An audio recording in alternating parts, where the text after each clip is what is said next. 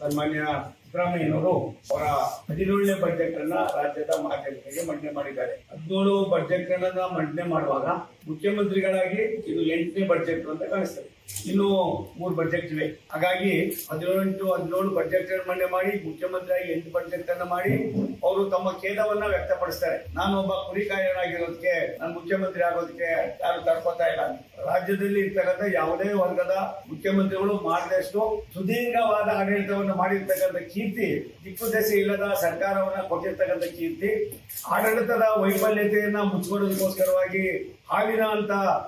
ಹಾಲೆಷ್ಟು ಪವಿತ್ರ ಅಂತ ಹಾಲು ಮತಸ್ಥರ ವ್ಯವಸ್ಥೆಯನ್ನ ಕೆಲವೊಂದು ಕಡೆ ಜನರ ಮಧ್ಯದಲ್ಲಿ ತೆಗೆದುಕೊಂಡು ಬಿಡೋದನ್ನ ಮಾಡಿ ಸಿದ್ದರಾಮಯ್ಯನವರು ತಮ್ಮ ರಾಜಕೀಯ ಜೀವನದಲ್ಲಿ ಒಂದು ತಪ್ಪು ಸಂದೇಶವನ್ನ ರಾಜ್ಯದ ಜನತೆಗೆ ಕೊಟ್ಟಿರ್ತಕ್ಕಂಥದ್ದು ನೋವಿನ ಸಂಗತಿ.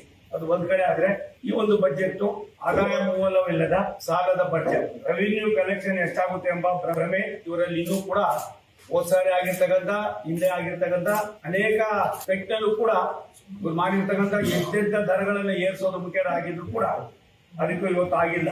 CAG ಅವರು ಒಂದು ವರದಿಯನ್ನು ಕೂಡ ಈಗಾಗಲೇ ಅವರು ಕೊಟ್ಟಿದ್ದಾರೆ. ಚೀಫ್ ಆಡಿಟರ್ ಜನರಲ್ ಅವ್ರೇನು ವರದಿಯನ್ನು ಕೊಡೋದ್ರ ಜೊತೆಯಲ್ಲಿ ಅವ್ರ ಅಭಿಪ್ರಾಯವನ್ನು ಕೂಡ ತಿಳಿಸಿದ್ದಾರೆ. ಈ ಸಾರಿ 50%ಕ್ಕೂ 50% ಈಗಾಗಲೇ ನೀವು ಸಾಲ ಮಾಡಿದ್ದೀರಿ, ಇನ್ನು ಯಾವುದೇ ಸಾಲ ಮಾಡೋದಕ್ಕೆ ನಿಮಗೆ ಅಧಿಕಾರ ಇಲ್ಲ, ಅದನ್ನು ಮೀರಿ ಸಾಲ ಮಾಡೋದ್ರಿಂದ ನಿಮಗೆ ಪೆಟ್ಟಾಗ್ತದೆ ಅನ್ನೋ ಮಾತನ್ನು ಹೇಳಿದ್ರು ಕೂಡ ಇವತ್ತಿನ ಬಜೆಟ್ ನಲ್ಲಿ 4,47,000 ಕೋಟಿ ರೂಪಾಯಿಗಳ ಆಯವ್ಯಯ ಏನಿದೆ, 17 ವರ್ಷದ ನಿಮ್ಮ ಬಜೆಟ್ ಮಂಡನೆಯಲ್ಲಿ ಸಾಲ ಇಲ್ಲದೆ ನಾನು ಹಳೆ ಸಾಲವನ್ನ ಮಾತ್ರ ಕಂತು ಕಟ್ಕೊಂಡು ಹೋಗ್ತೀನಿ ಅಂತ ಹೇಳಿದ ಒಂದೇ ಒಂದು ಉದಾಹರಣೆಯು ಕೂಡ ಸಿದ್ದರಾಮಯ್ಯನವರ ಕಾರ್ಯವೈಖರಿಯಲ್ಲಿ, ಆಡಳಿತ ವ್ಯವಸ್ಥೆಯಲ್ಲಿ ನಾನು ನೆನೆಸಿದ್ದು.